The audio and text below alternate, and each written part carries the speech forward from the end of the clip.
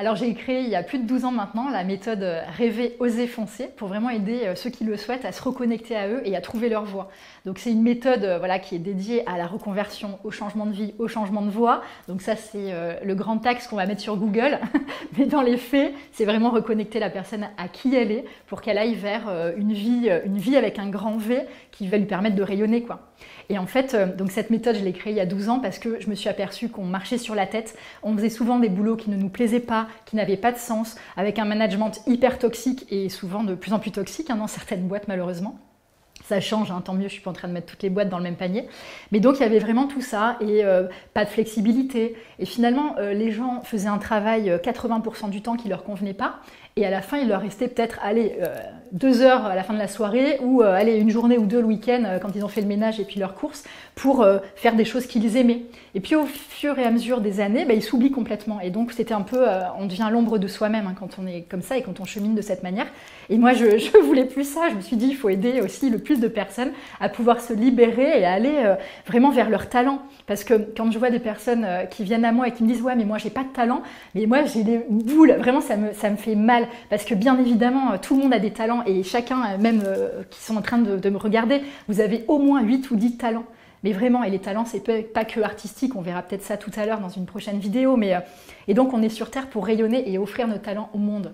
Mais l'éducation qu'on a reçue, alors c'est pas de la faute des parents, mais même l'école, va nous mettre dans des moules, va finalement casser un peu chacun des talents qu'on a. Par exemple, si vous prenez un gamin qui est toujours en train de faire un peu le zouave ou autre, peut-être qu'il pourrait faire des super one-man show par exemple plus tard, ou qu'il serait très très bon, un très très bon communicant. Mais finalement, on va lui dire tais-toi, fais pas ci, sois bon en maths, parce qu'il vaut mieux être bon en maths qu'en français par exemple. En France, c'est quand même mieux vu par exemple. Et du coup, il y a toujours ce côté-là où on va mettre les élèves en compétition. Et donc petit à petit, on s'oublie complètement. Et vous prenez un enfant qui a 7-8 ans, en fait, il est hyper aligné avec qui il émane juste sa vibration. Et à partir de 10 ans, vous remarquerez, il rentre dans un moule, il commence à rentrer dans le moule. Alors au collège, n'en parlons pas. On va rentrer dans la comparaison parce qu'on ne veut plus être dans le « je fais comme si, je suis dans l'imaginaire, regarde, tu es un Indien ». Voilà, les enfants sont comme ça et quand ils sont indiens, ils ont vraiment l'impression d'être un Indien. Et en fait, quand ils arrivent à l'adolescence, il y a beaucoup de comparaisons. Et alors avec les réseaux sociaux, c'est encore pire aujourd'hui. Et donc voilà, donc moi mon but c'est de reconnecter les personnes à cette vibration qu'ils ont à l'intérieur d'eux pour qu'ils aillent vraiment faire quelque chose qui a du sens pour eux et puis dans le temps imparti. Rêver, oser, foncer, donc c'est une méthode qui est en 3 parties. La première partie, bien évidemment, il faut se remettre à rêver.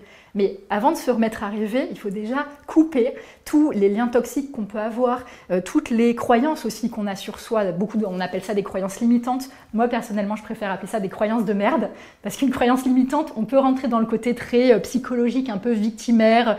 Ouais, mais j'ai cette croyance parce que ma mère m'a dit ça quand j'avais 12 ans. Ouais, alors oui, potentiellement. Mais quand on dit une croyance de merde, on n'a pas envie de la garder. Et moi, je préfère vraiment les éradiquer rapidement parce qu'on n'a pas besoin de les garder, ces croyances-là. Et donc, tout ce qui est... on en a plein des croyances. Alors sur le travail encore plus, il faut travailler dur pour gagner sa vie, dans la vie on ne fait pas ce qu'on veut, tu rêves complètement, si jamais on fait un métier passion, on ne gagnera pas d'argent. Donc ça c'est vraiment une croyance de merde qu'on entend souvent.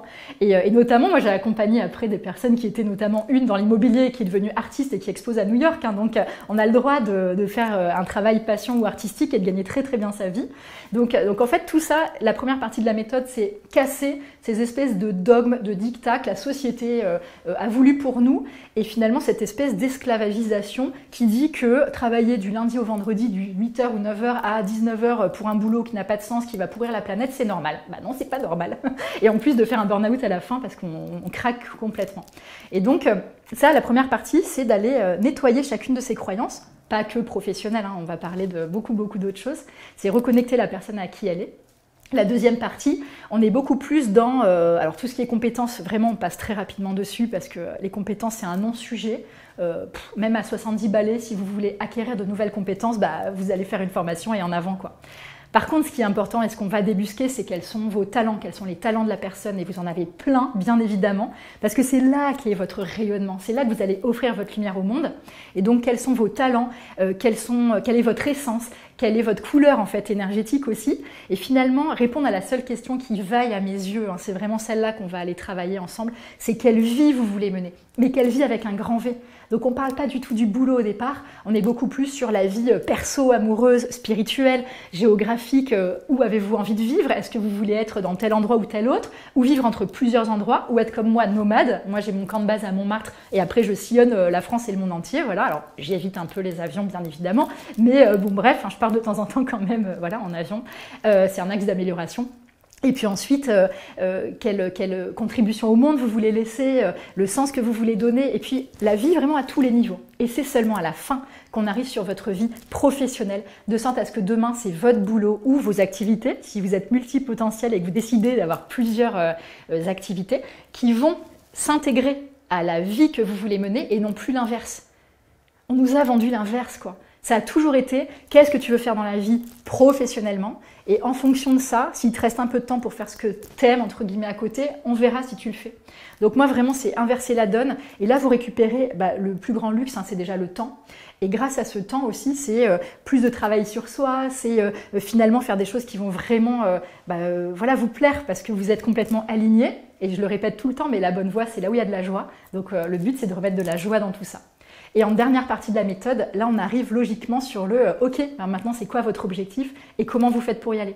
Donc est-ce que concrètement vous allez créer votre boîte ou votre emploi ou vous reconvertir complètement ou alors devenir slasher et avoir plusieurs métiers, plusieurs activités ou alors mixer les statuts et être un peu salarié 2 jours par semaine ou 3 jours et puis le reste du temps vous avez soit un projet pro ou soit un projet perso, une maison autosuffisante avec un potager quoi, hein, c'est très bien aussi.